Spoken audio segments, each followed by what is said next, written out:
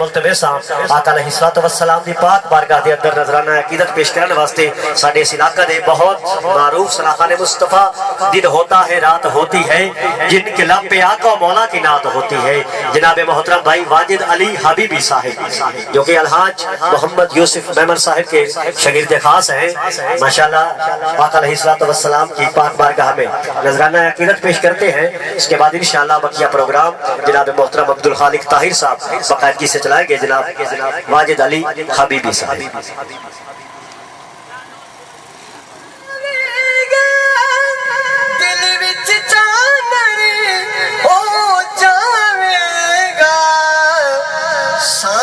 صورت رکھ سونے دی سامنے صورت رکھ سونے دی کنی سونی.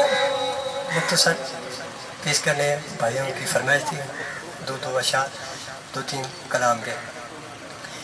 کدھر اقدس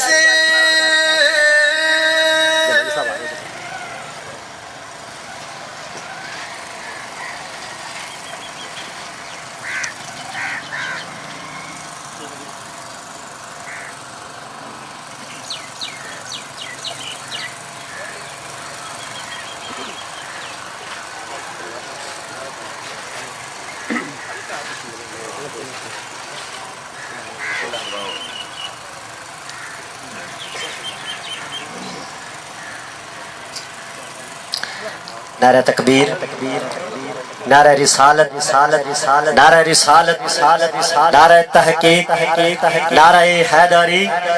جناب محترم عبدالخالق طاہر صاحب.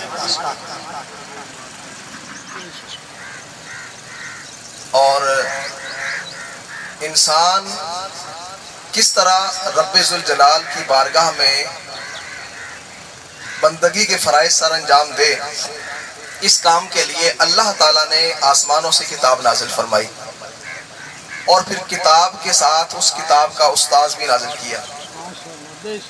تو گویا قرآن مجید فرقان حمید کا نازل کرنا اور پھر نبی مکرم شفیع معظم صلی اللہ تعالی علیہ وآلہ وسلم کو اپنا پیارا اور آخری نبی بنا کر بھیجنا اس کتاب کے ساتھ، اس کا صرف ایک ہی مقصد ہے کہ رہتی دنیا تک، قیامت تک کے آنے والے مسلمانوں کے لیے یہ قرآن اور نبی مکرم علیہ السلام کی ذات مقدسہ انسان کی وہ تربیت کرتی رہے، وہ اس کی تیاری کرتی رہے کہ انسان رب ذوالجلال کی معرفت کو پالے. مدارس کا قیام، تعلیمی اداروں کا قیام، یہ اسلام کی ابتدائی تاریخ میں سے ایک ہے.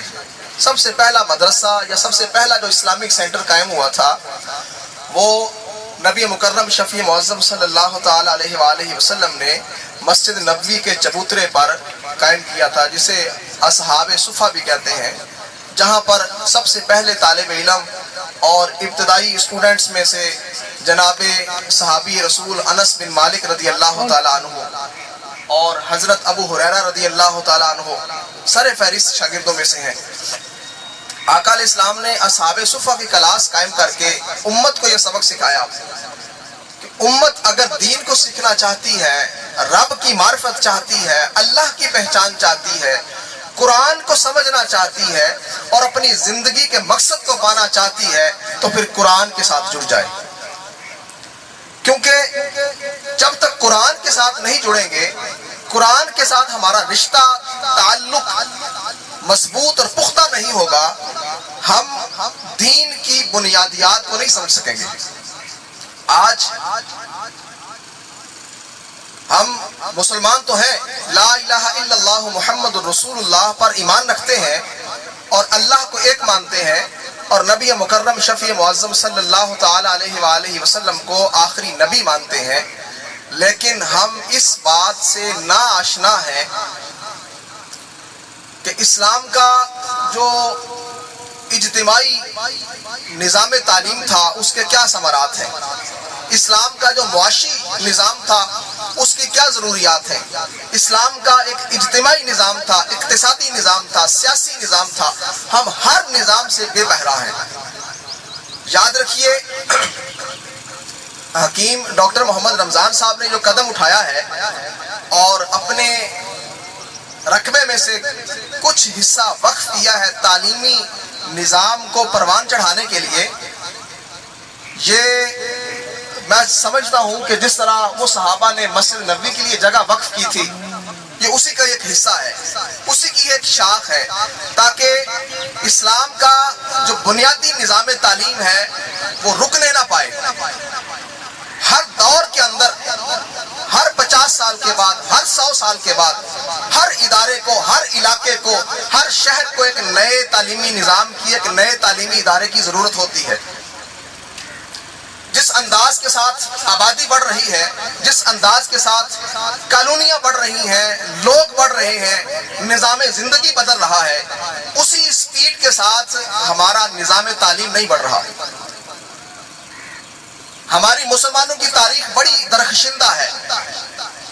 تقریباً 1000 سالہ تاریخ ہے اس خطہ بر صغیر ہندوستان کی. اس خطے کے اندر مسلمانوں نے تقریباً 1000 سال حکومت کی ہے دوسرے مذاہب کے لوگوں پر. ہندو مت پر، بدھ مت پر، سکھ مت پر مسلمان حاکم رہے ہیں. وہ کس بنیاد پر رہے ہیں یہ ذرا سوچئے. یہ میرے بزرگ بیٹھے ہوئے ہیں، دوست بیٹھے ہوئے ہیں، وہ سوچئے کہ ہمارے اسلاف نے 1000 سال جو حکومت کی ہے اس خطے پر، وہ بنیاد کیا تھی؟ عزیزان من، وہ بنیاد علم تھی، وہ بنیاد تعلیم تھی. وہ لوگ قرآن کے ساتھ جڑے ہوئے تھے، قرآن میں باریک بینی سے مطالعہ کرتے تھے. ان کا نظام تعلیم سکول، کالج اور یونیورسٹی اور مدرسہ میں تقسیم نہیں تھا. اس دور کا طالب علم اگر مدرسہ میں پڑھتا ہے، اسی مدرسہ کے اندر اس کی کالج بھی ہے، وہیں اس کی یونیورسٹی بھی ہے، وہیں اس کا قرآن بھی ہے، وہیں اس کی حدیث بھی ہے. یعنی ایک ہی ادارے کے اندر، ایک ہی چھت کے نیچے طالب علم قرآن بھی پڑھتا، ناظرہ بھی پڑھتا، تجوید بھی پڑھتا، حفظ بھی کرتا، حدیث بھی پڑھتا، سائنس بھی پڑھتا، فزکس، کیمسٹری، بایو، دنیا جہاں کے علوم ایک ہی چھت کے نیچے پڑھتا تھا. آج ہم نے یہ تقسیم کیوں پیدا کر دی کہ ہمارا بچہ ناظرہ پڑھنے کے لیے تو صبح آدھا گھنٹے کے لیے مسجد جائے، پھر جدید ڈگری حاصل کرنے کے لیے کچھ وقت اسکول میں گزارے، پھر اس میں مزید بہتری لانے کے لیے ٹیوشن میں جائے. مجھے بتائیے اسلام کا جو نظام طہارت تھا وہ کہاں ہے؟ اسلام کا جو نظام تزکیہ تھا وہ کہاں ہے؟ اسلام کا جو نظام تجارت تھا وہ کہاں ہے؟ اسلام کا جو نظام معاشیات تھا وہ کہاں ہے؟ ہمارا طالب علم مسجد کی ناظرہ لیول کی کلاس سے لے کر یونیورسٹی کی لیول تک چلا جاتا ہے، وہاں پہنچ جاتا ہے، لیکن اس کا فلسفہ طہارت سے اس کی واقفیت نہیں ہوتی. ہمارے طالب علم کو پتہ نہیں ہوتا کہ اسلام کا نظام نفاست کیا ہے. اسلام تو ہمیں دعوت دیتا ہے کہ ہر مسلمان کا لباس صاف ہونا چاہیے، اس کا گھر صاف ہونا چاہیے، اس کا محلہ صاف ہونا چاہیے، اس کا دل صاف ہونا چاہیے. لیکن کیا ہم اس پر عمل پیرا ہیں؟ نہیں. اس کی وجہ کیا ہے؟ اس کی وجہ یہ ہے کہ ہمارے نظام تعلیم کے اندر اسلام کو، کوئی اسلامی تعلیم کو ویلیو نہیں دی گئی. ہمارے سسٹم کے اندر جو اسلامی نظام تعلیم ہے اس کو بند کر دیا ہے مدرسے کے اندر. کہاں بند کر دیا ہے؟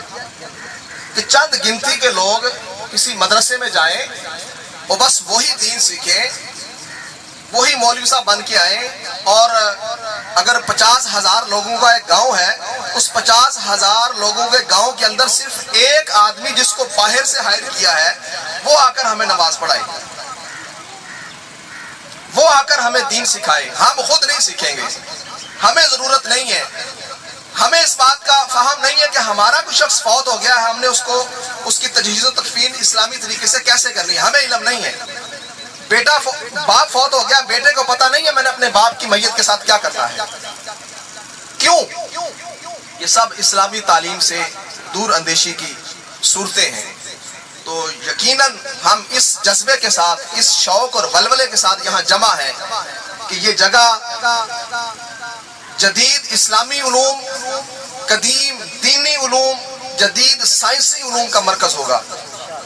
اس مقام پر جو ہم ایک سٹرکچر تیار کریں گے، جو ایک نظام تیار کریں گے، ہماری اسی جگہ پر جو ادارہ بنے گا، یہاں پر بچہ جہاں تحفیظ القرآن کا علم حاصل کرے گا، وہیں تجوید بھی سیکھے گا، وہیں اسلامی علوم میں قرآن بھی سیکھے گا، قرآن کا ترجمہ بھی سیکھے گا، عربی گرامر سے واقفیت بھی حاصل کرے گا، وہ اصول فقہ سیکھے گا، احادیث کا علم سیکھے گا، فلسفہ، بلاغت، سائنس، کیمسٹری وغیرہ وغیرہ سیکھے گا۔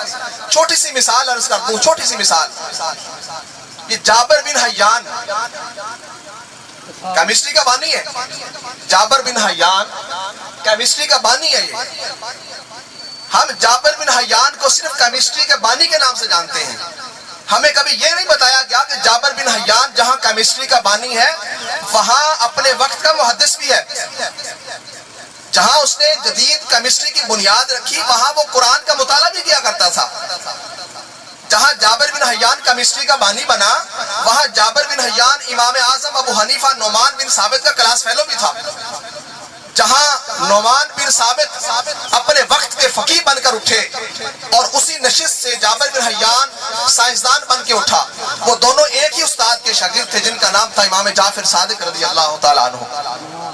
اب ایک ہی استاد کے شاگرد، ایک سائنسدان بن رہا ہے، ایک محدث فقیہ اور عالم بن رہا ہے۔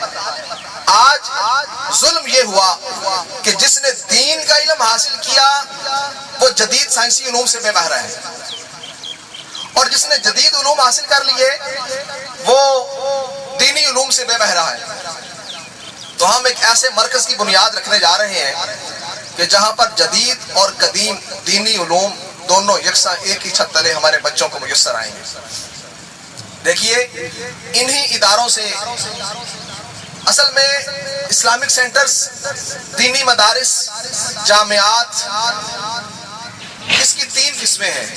کتنی قسمیں؟ یہ 3 طرح کے ادارے ہوتے ہیں، یہ 3 طرح کے مدارس ہوتے ہیں، جن میں سے کچھ مدارس، اصل میں مدارس یہ مدرسہ عربی کا لفظ ہے، آپ اسکول بھی کہہ سکتے ہیں۔ مدرسہ کو جب ہم انگلش میں کنورٹ کریں گے تو کیا کہیں گے اس کو؟ سکول۔ عربی میں اس کو مدرسہ کہیں گے، انگلش میں اس کو اسکول کہیں گے، یعنی پرائمری لیول کی، نجی لیول کی تعلیم۔ اب یہ جو مدرسے ہوتے ہیں، یہ جو جامعات ہوتے ہیں، اسلام کی تاریخ بھری پڑی ہے، یہ 3 طرح کے ہوتے ہیں پوری تاریخ میں۔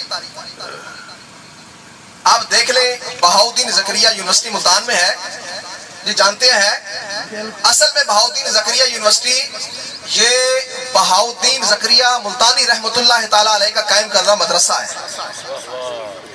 کیا ہے یہ؟ اصل میں یہ آج سے 1000 سال پہلے بہاؤدین زکریا ملتانی نے ایک مدرسہ قائم کیا تھا جو وقت کی منازل طے کرتے کرتے آج ایک یونیورسٹی بن چکا ہے۔ حجویری یونیورسٹی لاہور میں ہے، وہ داتا گنج بخش رحمۃ اللہ علیہ کا تعمیر کردہ ایک مدرسہ ہے جو وقت کی منازل طے کرتا ہوا ایک یونیورسٹی کی حیثیت اختیار کر گیا ہے۔ عراق کے اندر بغداد یونیورسٹی پیران پیر غوث اعظم دستگیر رضی اللہ تعالیٰ عنہ کا قائم کردہ مدرسہ ہے جو وقت کی منازل کو طے کرتا ہوا ایک انٹرنیشنل یونیورسٹی بن چکا ہے۔ عبداللطیف شاہ بھٹائی، جتنے صوفیہ ہیں کسی صوفی کو اٹھا کر دیکھ لیں، ہر صوفی نے، ہر پیر نے، ہر محدث نے، ہر ولی نے اپنے اپنے دور کے اندر مدارس کو قائم کیا، مدرسوں کو بنایا، اور وقت کی منازل کو طے کرتے کرتے وہ مدارس ترقی کرتے چلے گئے۔ جس دور میں آ کر مسلمانوں نے مدارس قائم کرنا اور تعلیمی ادارے قائم کرنا روک دیے، وہیں سے مسلمان زوال کا شکار ہو گئے۔ میری بات سمجھ آ رہی ہے؟ جب تک مسلمان تعلیمی ادارے قائم کرتے رہے، ان کا تعلق کتابوں سے جڑا رہا، وہ پڑھتے پڑھاتے رہے، وہ دنیا پر حکومت کرتے رہے، اور جب انہوں نے پڑھنا چھوڑ دیا، پڑھانا چھوڑ دیا اور رینٹ پر لوگ ہائر کرنا شروع کر دیے، تب سے مسلمان زوال کا شکار ہو گئے۔ یہ روس دیکھ لیں، پورا یورپ دیکھ لیں، وہاں پر عیسائیت مٹ چکی ہے، عیسائی جیسا بھی ہے، اب وہ اپنے پورے 7 دنوں کے اندر گرجا گھر بھی نہیں جاتے۔ اب عالمی اور سازشی طاقتوں کا یہ ایک منصوبہ ہے کہ مسلمان کو بس جمعے کے لیے پابند کر دیا جائے کہ 7 دنوں میں صرف 1 دن جمعے کے لیے آئے، اور باقی اس نے تجارت کرنی ہے، اس نے کاروبار کرنا ہے، اس نے ملازمت کرنی ہے، اس کے خاندانی مسائل ہیں، اس کے سماجی اور معاشی مسائل ہیں، وہاں اس کا دین سے کوئی تعلق نہ ہو۔ علامہ محمد اقبال شاعر مشرق، انہوں نے کہا تھا یہ اندلس ہے ہمارا ایک ملک ہے یورپ کا جسے اردو میں اسپین بھی کہتے ہیں. اسپین اندلس. بزرگ تصدیق فرمائیں گے کہ 800 سال تک اندلس کے اندر مسلمانوں کا توتی بولتا رہا. کتنا؟ 800 سال تک اندلس مسلمانوں کا مرکز رہا. بنو امیہ کے زیر تسلط رہا. وہاں پر مسلمانوں کی حکومت رہی. مسلمان بنتے رہے. بڑے مضبوط مسلمان بنے. لیکن تعمیر ہوئی. مسجد قرطبہ تعمیر ہوئی. فتح کر کے. ٹھیک ہے. لیکن آج وہاں پر اسلام کیوں نہیں ہے؟ آج وہ عیسائیوں کے زیر تسلط کیوں ہے؟ آج وہاں کی مساجد کیوں ویران ہو چکی ہیں؟ آج وہاں کے لوگ کیوں بے راہ روی کے شکار ہو چکے ہیں؟ اس کی صرف ایک وجہ ہے کہ وہاں پر مدارس قائم نہیں ہوئے. وہاں پر اسلامک سینٹرز نہیں بنائے. وہاں پر تعلیم پر توجہ نہیں دی گئی. آج وہاں کی مساجد مسلمانوں کو کوستی ہیں. اور علامہ محمد اقبال جب اسپین گئے تو انہوں نے وہاں پر ریکویسٹ کی کہ مجھے قرطبہ مسجد کے اندر جانے کی اجازت دی جائے. علامہ محمد اقبال نے بند مسجد کے اندر، تالوں والی مسجد کے اندر کھڑے ہو کر آزان دی. تو عزیزان من، اقبال نے کہا تھا کہ یہ جو مدارس ہیں، ہندوستان کی اگر بقا چاہتے ہو، پاکستان کی اگر بقا چاہتے ہو تو پھر مدارس کو قائم کرو، مدارس کو مضبوط کرو. یہی اسلام کے قلعے ہیں. یہیں سے دین پھوٹے گا. یہیں سے نبی کی محبت کا پھول اگے گا. یہیں سے اللہ رب العزت کی توحید اور اللہ کی وحدانیت کا درس ملے گا. اگر یہ مدارس نہیں ہوگے تو دکان سے، مال سینٹر سے، مارکیٹ سے کسی نے دین نہیں سیکھنا. اگر کسی نے دین سیکھنا ہے تو وہ مدرسے سے سیکھنا ہے، جہاں پر کتاب ہوگی، استاد ہوگا، مفتی ہوگا، عالم ہوگا. وہاں پر پڑھنے پڑھانے کا ایک ماحول ہوگا. ہم نے تو ان اسلاف کو پڑھا ہے کہ حاتم علی الاسم ایک بزرگ ہوئے ہیں. حاتم علی الاسم، اسم عربی زبان میں کہتے ہیں بوڑے کو. جس کو سنتا نہ ہو، ڈوڑا ہو، اسے عربی میں اسم کہتے ہیں. تو حاتم علی الاسم رحمۃ اللہ علیہ اپنے لائبریری میں، اپنے کتب خانے میں، اپنے فتویٰ دینے والے کمرے میں بیٹھے ہوئے تھے. ایک عورت آئی فتویٰ لینے کے لیے، ایک مسئلہ پوچھنے کے لیے مفتی صاحب سے. اب وہ مطالعہ کر رہے تھے. خاتون آئی، وہ بات کر رہی تھی، اپنا مدعا بیان کر رہی تھی کہ دوران کلام اس کی ہوا خارج ہو گئی. کیا ہو گیا؟ میری بات سمجھ گئے؟ اب وہ عورت بڑی شرمندہ ہوئی، بڑی شرمسار ہوئی کہ مجھ سے یہ کیا ہو گیا. یہ عالم صاحب، یہ علامہ صاحب میرے بارے میں کیا سمجھیں گے، کیا سوچیں گے. شرمسار ہوئی اور شرمساری کے آثار اس کے جسم سے، ہاتھوں سے، حرکتوں سے نمایاں ہونے لگے. اب جو علامہ صاحب تھے، مفتی صاحب تھے حاتم رحمۃ اللہ علیہ، وہ سمجھ گئے کہ اس سے حرکت ہوئی، اب یہ شرمندہ ہے. اب ہم میں سے کوئی ہو، ہم نے جو تربیت پائی ہے تو ہم تو اس کا ڈھنڈورا پیٹ دیتے پورے گاؤں کے اندر. حاتم علی الاسم رحمۃ اللہ علیہ نے فرمایا، بی بی تھوڑا لاگے آ، قریب آ تے میرے کان دے لاگے آ کے بول، میں نے سنتا کوئی نہیں، میں ڈورا. حالانکہ ڈورے نہیں تھے. تو ہماری تعلیم کے اندر، ہماری تربیت کے اندر یہ مزاج شامل تھا. آج وہ مزاج ہم سے کیوں نکل گیا ہے؟ آج ہمارا بچہ مسجد بھی جاتا ہے، جمعے بھی پڑھتا ہے، نمازیں بھی پڑھتا ہے، وہ تعلیم بھی حاصل کرتا ہے، ڈگریوں کے انبار ہے. آج اسے بات کرنے کا سلیقہ کیوں نہیں ہے؟ آج اسے رشتہ داریوں کا تقدس کیوں نہیں ہے؟ آج وہ بزرگوں کی پہچان کیوں ختم ہو گئی ہے؟ تو ہم اسی پہچان کو زندہ کرنا چاہتے ہیں. اسی پہچان کو زندہ کرنے کے لیے ہم یہاں حاضر ہوئے ہیں کہ رب ذوالجلال ڈاکٹر محمد حکیم رمضان صاحب کی یہ جو کاوش ہے، اس کو اپنی بارگاہ میں شرف قبولیت عطا فرمائے، اور جس مقصد کو لے کر ہم نکلے ہیں اس مقصد میں ہمیں کامیابی عطا فرمائے. تو ہم نے اس ادارے کو منسلک کیا ہے پاکستان کی واحد دینی یونیورسٹی کے ساتھ، جس کا نام دا منہاج یونیورسٹی ہے. منہاج القرآن پاکستان کی واحد یونیورسٹی ہے پورے پاکستان کی کہ جو دینی مونوگرام کے ساتھ، کس کے ساتھ؟ دینی لیول کے ساتھ پاکستان کی چارٹرڈ یونیورسٹی میں ڈبلیو گریڈ کی اعلیٰ یونیورسٹی ہے، جہاں پر ایک ہی چھت تلے منہاج القرآن کے اندر ہمارا طالب علم سائنس بھی پڑھتا ہے، وہاں ڈاکٹر بھی بنتا ہے، وہاں پی ایچ ڈی بھی کرتا ہے 10 سبجیکٹ کے اندر، وہاں پر انجینئر بھی بنتا ہے، اور اسی یونیورسٹی کے اسی چھت کے نیچے وہ محدث بھی بنتا ہے، وہیں پر وہ فقیہ بھی بنتا ہے، وہیں پر وہ حفظ بھی کرتا ہے، وہیں پر وہ تجوید بھی پڑھتا ہے.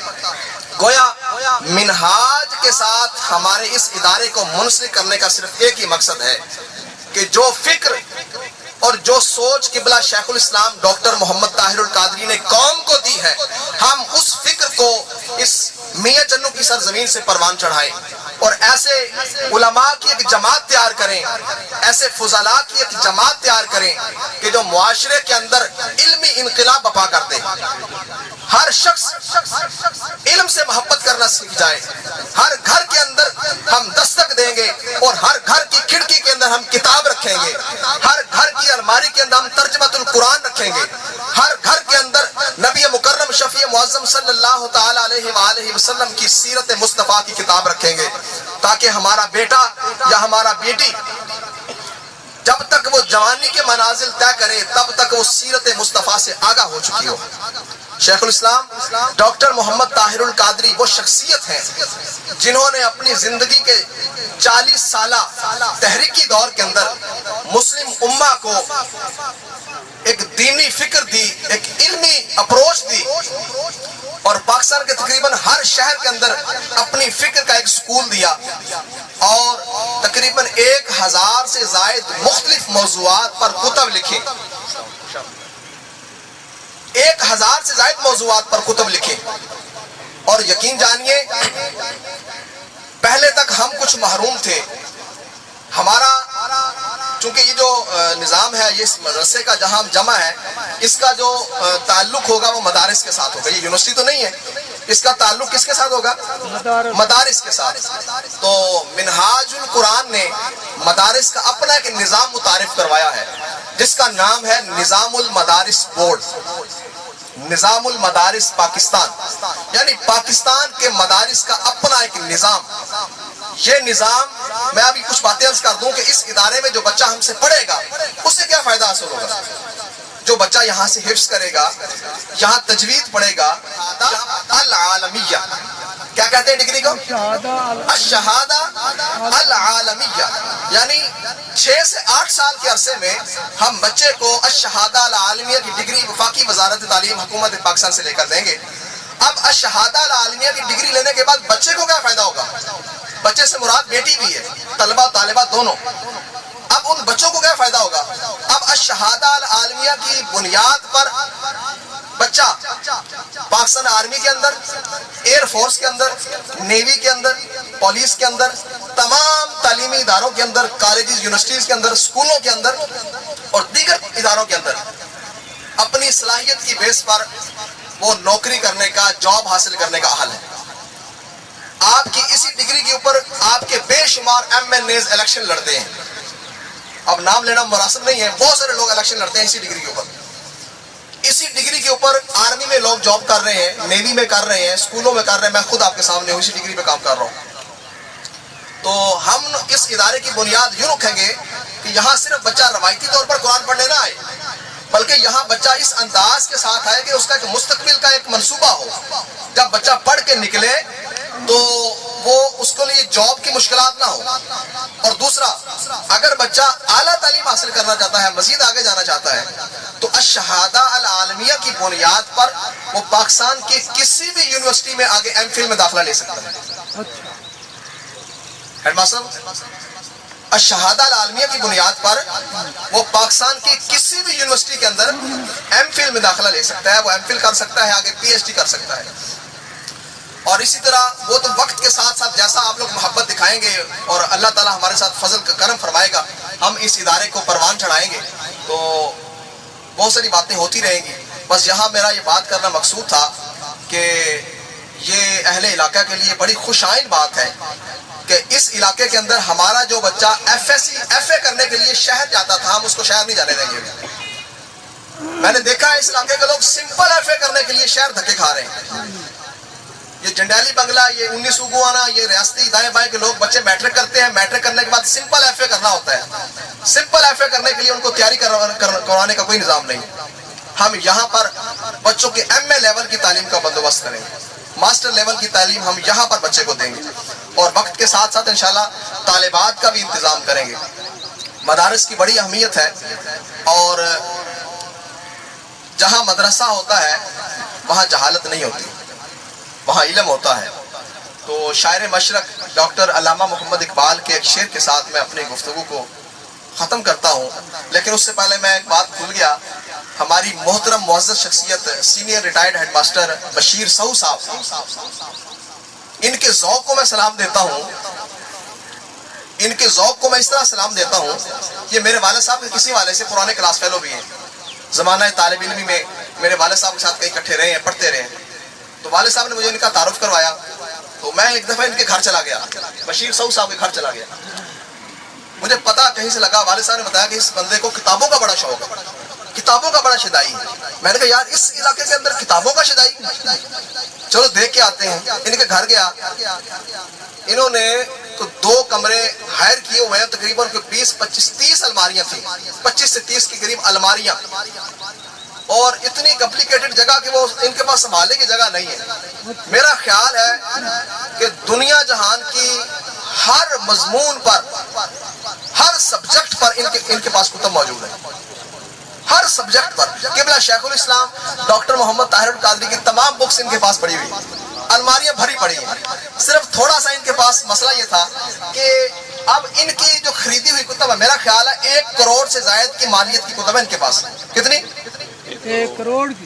1 کروڑ کی مالیت سے زائد کی کتب ہے. میں نے ایک اندازہ لگایا ہے، شاید اس سے زائد ہی ہوں گی. سر بشیر صاحب آپ 1 منٹ کے لیے ذرا تشریف رکھیں گے. میں اپنے علاقے کو آپ کا تعارف کروانا چاہتا ہوں. 1 منٹ کے لیے آپ کھڑے ہوں گے. آپ سر کے لیے ذرا کلیپنگ کریں گے. یہ ہمارے علاقے کی سر ادھر علاقہ میں رہا ہوں. سر اس علاقے کے اندر کسی بندے نے اگر کتاب سے محبت کی ہے، دیکھیے کتاب خریدنا اتنا مشکل نہیں ہے جتنا کتاب تلاش کرنا مشکل ہے. انہوں نے اگر کوئی کتاب مصر سے ملتی ہے، انہوں نے مصر سے منگوائی ہے. اگر کوئی کتاب ترکی سے ملتی ہے، انہوں نے ترکی سے منگوائی ہے. کوئی کتاب لبنان پڑی ہوئی ہے، حدیث کی ہے، وہ نہیں مل رہی، پاکستان سے نہیں مل رہی، انہوں نے لبنان کا نسخہ منگوایا ہے. مطلب کتابوں کا ایک جم غفیر ہے ان کے پاس. اب ہمیں ضرورت اس بات کی تھی کہ ان کی وفات کے بعد تو کتابیں ضائع ہو جائیں گی، اس کو تو سیلی کھا جائے گی. ہمیں ضرورت تھی ایک ایسے ادارے کی، ایک ایسے مرکز کی کہ جہاں پر ایک ایسی کھیپ تیار کی جائے، ایک نوجوان نسل کو تیار کیا جائے جو اس کتاب کے وارث بن سکے، جو کتاب کو پڑھ سکے، جو آ کر بشیر صاحب سے ریکویسٹ کریں کہ سر جی ہمیں فلاں موضوع پر فلاں کتاب چاہیے، مجھے فلاں موضوع پر معاشیات پر، اسلامی معاشیات پر مطالعہ کرنا ہے، مجھے اسلامی معاشیات پر ایک کتاب چاہیے. تو ہم نے وہ فکر تیار کرنی ہے، یہاں پر وہ سوچ تیار کرنی ہے. اور قبلہ محترم بشیر صاحب جیسے لوگ ہمارے سر پر دست شفقت رکھیں گے اور ہمارے لیے آسانیاں پیدا فرمائیں گے. اور بلا شک و شبہ ہم ایک درخشندہ مستقبل کی طرف آگے بڑھیں گے. آپ لوگوں کا تعاون اور آپ لوگوں کی محبت شامل حال ہوگی.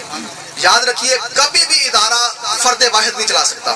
آپ سمجھیں کہ عارف شہزاد صاحب ادارہ چلا لیں گے، یا عبد الخالق طاہر ادارہ بچے کا چلا لے گا، پڑھا لے گا، یا جنہوں نے جگہ وقف کر دی ہے وہ بلا لیں گے، یا ہم کسی استاد کو باہر سے بلا لیں گے، اس کو تنخواہ دے دیں گے اور ادارہ چلے گا. ایسا نہیں چلتا. ایک جملہ ہے ہمارے پنجابی میں بولا جاتا ہے، دامے درمے قدمے سخنے. ظہور صاحب، دامے درمے قدمے سخنے. کچھ دام دیں، کچھ درہم دیں، کچھ چل کر آئیں، کچھ خرچ کریں، کچھ بات کریں، مل ملا کر کام ہوتے ہیں. ٹھیک ہے؟ تو اللہ نے آپ کو اگر رزق دیا ہے، آپ اپنے مال میں سے خرچ کریں. اللہ نے آپ کو وقت دیا ہے، آپ وقت خرچ کریں. اللہ نے آپ کو بولنے کی صلاحیت دی ہے، آپ لوگوں کو موٹیویشن پیدا کریں. دیکھیے اگر صرف تسبیح پڑھ کے اللہ کی معرفت آتی نا تو امام حسین علیہ السلام سے بڑا تسبیح پھیرنے والا کوئی نہیں تھا. اگر صرف حجرے میں بیٹھ کر، بند کمرے میں بیٹھ کر اور صرف ضربے لگانے سے اور عشق رسالت کے نعرے لگانے سے کچھ معرفت خداوندی کا حصہ ملنا ہوتا تو معرکہ بدر وجود میں نہ آتا اور صحابہ کرام شہید نہ ہوتے. اگر صرف تسبیحات کے ذریعے اور ذکر و اذکار کے ذریعے معاشرے میں تبدیلی آنا ہوتی تو پھر مسلمہ کذاب کے معرکے کے اندر 1200 صحابہ سر نہ کٹاتے. صلاح الدین ایوبی ساری زندگی اغیار کے ساتھ لڑتا نہ رہتا. ہمارے اسلاف نے یہ سبق دیا ہے کہ قرآن کی آیت ہے لیس للانسان الا ما سعی. اللہ بندے کو اتنا ہی عطا کرتا ہے جتنے کی وہ کوشش کرتا ہے. مجھ پر اور آپ پر منحصر ہے کہ ہم اس علاقے کے لیے کتنی کوشش کرتے ہیں. اللہ پاک اس میں برکت عنایت فرمائیں گے اور اصحاب صفہ کا فیض عنایت کریں گے. بات کچھ کافی لمبی ہو گئی ہے تو میں اپنی بات کو ختم کرتا ہوں اور یہ امید کرتا ہوں کہ آپ اس ادارے کو علمی مرکز بنانے میں ہمارا ساتھ دیں گے. اقبال نے کہا تھا، شاعر مشرق نے، کہ علم فقیہ و حکیم. علم جو علم ہے نا وہ فقاہت دیتا ہے، حکمت دیتا ہے. علم فقیہ و حکیم، فقر مسیح و کلیم. علم جویائے راہ، فقر دانائے راہ. علم مقام خبر، فقر مقام نظر. علم میں مستی ثواب، فقر میں مستی گناہ. پھر اقبال نے کہا یہ جو ہے نا ظاہری قسم کے مدرسوں سے وہ کھیپ کیوں نہیں تیار ہوتی؟ اس کی وجہ یہ ہوتی ہے کہ عام طور پر ہمارے مدرسے اسلام کی روح تک نہیں پہنچتے. علامہ محمد اقبال بڑے ڈسٹرب تھے ان مدارس سے جو اسلام کی روح کو کیپچر نہیں کرتے. اقبال ایک مدرسے میں گئے تو پھر پکار اٹھے، کہنے لگے گلا تو گھونٹ دیا اہل مدرسہ نے تیرا. طالب علم سے کہنے لگے، کس سے؟ طالب علم سے کہنے لگے گلا تو گھونٹ دیا اہل مدرسہ نے تیرا. کہاں سے آئے صدا لا الہ الا اللہ؟ بے مدرسے کو تو اس لا الہ الا اللہ کا مرکز بنانا تھا، اس کی پہچان بنانا تھا. ہم نے مدرسے کو معاشیات کا مقصد بنا لیا، ہم نے مال بٹھونے کا مرکز بنا لیا. یار زندہ صحبت باقی، وقت آنے پر باتیں ہوتی رہیں گی. وما علیہ